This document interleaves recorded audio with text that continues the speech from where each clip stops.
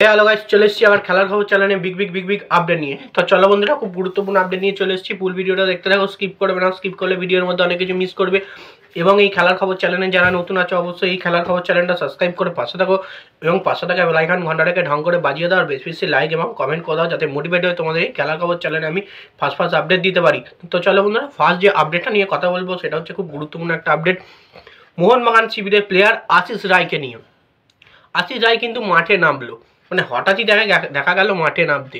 তো আমরা যেমনটা ভেবেছিলাম সেমনটা পুরোপুরি ভুল প্রমাণিত করে আমাদের আশিস রায় কিন্তু মোহনবাগান শিবিরে গতকাল মোহনবাগান ভার্সেস খেলা ছিল মোহনবাগানের সঙ্গে চেন্নাইয়ের। তো সেই ম্যাচে হাফ টাইমের পর কিন্তু আশিস রায়কে দেখা গেছে দিব্যেন্দু বিশ্বাসকে তুলে।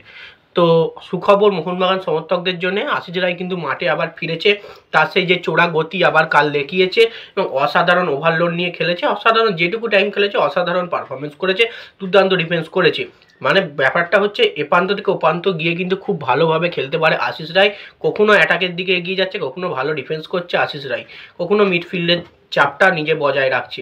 তো সেক্ষেত্রে আশিস রায়কে মোহনবাগান শিবিরে খুবই দরকার ছিল এবং মোহনবাগান শিবিরে কালকে খেলতে দেখে আশিস রায়কে আমরা খুবই খুশি এবং মোহনবাগান সমর্থকরাও খুব খুশি। এবার নেক্সট ম্যাচগুলো কিন্তু আশিস রায় মোহনবাগানের সঙ্গে কন্টিনিউ করবে। এবং ব্যাপারটা হচ্ছে সুখবর যেটা, মোহনবাগান শিবিরের যে সমস্ত প্লেয়ার চোট ছিল সবাই কিন্তু সারিয়ে দলে ফিরেছে। তো এবার যে আপডেটটা নিয়ে কথা বলবো এটা হচ্ছে খুবই গুরুত্বপূর্ণ একটা আপডেট তোমাদেরকে শেয়ার করতে চলেছি।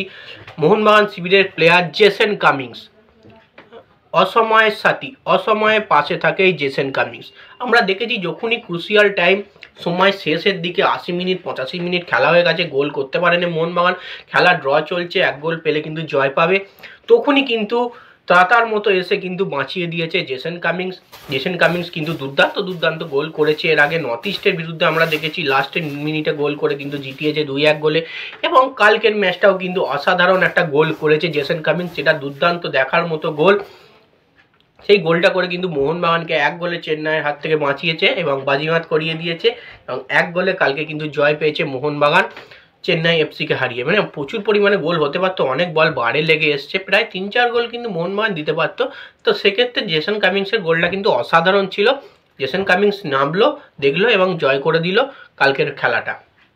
এবং ম্যাকলারেন, দিমিত্রি পেত্রাতস যেখানে পারফরমেন্স দিতে ভালো পারেননি সেখানে কিন্তু জেসন কামিংস, আশিক কুরনিয়ান এবং গ্রেগ স্টুয়ার্টরা নেবে কিন্তু দুর্দান্ত পারফরমেন্স দিয়েছে। মানে যাদের বলা হচ্ছে রিজার্ভ প্লেয়াররা কিন্তু নেবে বাজিমাত করে দিয়েছে কালকে।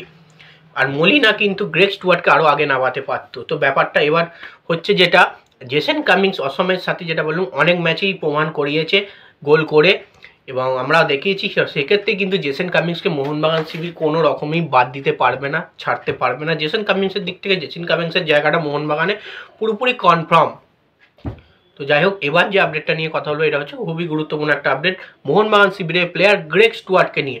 তো গ্রেগ স্টুয়ার্ট কিন্তু বাজিমাত করলো। যতক্ষণ দিমিত্রি পেত্রাতস খেলেছে সেরকম কিন্তু কিছু ক্রিয়েট করতে পারেনি। দিমিত্রি পেত্রাতস অবশ্যই ভালো প্লেয়ার, এখন তার ফর্মটা সে ফিরে পাচ্ছে না, অবশ্যই নাম আছে, কিন্তু সে কিন্তু সেই জায়গাটা, সে আসল ফর্ম সেটা কিন্তু সে খেলা দেখাতে পারছে না এবং ভালো পাস দিতে পারছে না। ব্যাপারটা হচ্ছে ওই জায়গায় গ্রেগ স্টুয়ার্ট নামলো প্রায় 85 থেকে 86 মিনিটের মাথায়, বেশি গেম টাইম পায়নি। ওইটুকু টাইমের মধ্যে নিবেছে, কিছু অ্যাডেড টাইম ছিল 6 মিনিটের মধ্যে, প্রায় 10 মিনিটের মতো খেলেছে।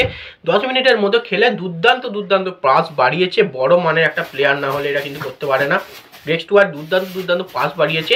প্রথম দিকে কিন্তু সে একটা নেবেই একটা শট করেছিল, বলটা বারে লাগলো একটুর জন্য, যদি গোলে থাকতো কিন্তু অবধারিত গোল হতো গ্রেগ স্টুয়ার্টের পা থেকেই প্রথমে। এবং জেসন কামিংস যে গোলটা করেছে সেটা কিন্তু গ্রেগ স্টুয়ার্টের অ্যাসিস্টেই ছিল।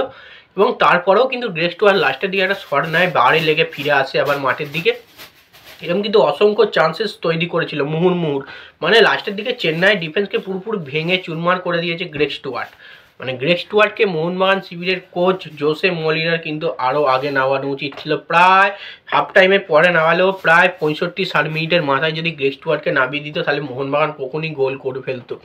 এবং লিস্টন কোলাসও ভালো পারফরমেন্স দিয়েছে কালকে। লিস্টন কোলাসও অনেক শট নিয়েছে, একটা শট কিন্তু দুর্দান্তভাবে সেভ করেছে চেন্নাইয়ের কোচ মোহাম্মদ নওয়াজ, এই চেন্নাইয়ের গোলকিপার মোহাম্মদ নওয়াজ। এবং মোহনবাগানের বিশাল ক্যাথও কিন্তু আর দুর্দান্ত সেভ করেছে একটা দুর্দান্ত বল। তো সেক্ষেত্রে দুটোর গোলকিপিংই আমার ভালো লেগেছে কালকে। বিশাল ক্যাথ তো অবশ্যই সেরা। তো যাই হোক, গ্রেগ স্টুয়ার্টকে আরও আগে নামানো উচিত ছিল। গ্রেগ স্টুয়ার্টের মতো প্লেয়ারকে এবার আমরা প্রতি ম্যাচে ফার্স্ট থেকে এবার দেখতে পাবো, কারণ তারা পুরোপুরি সুস্থ।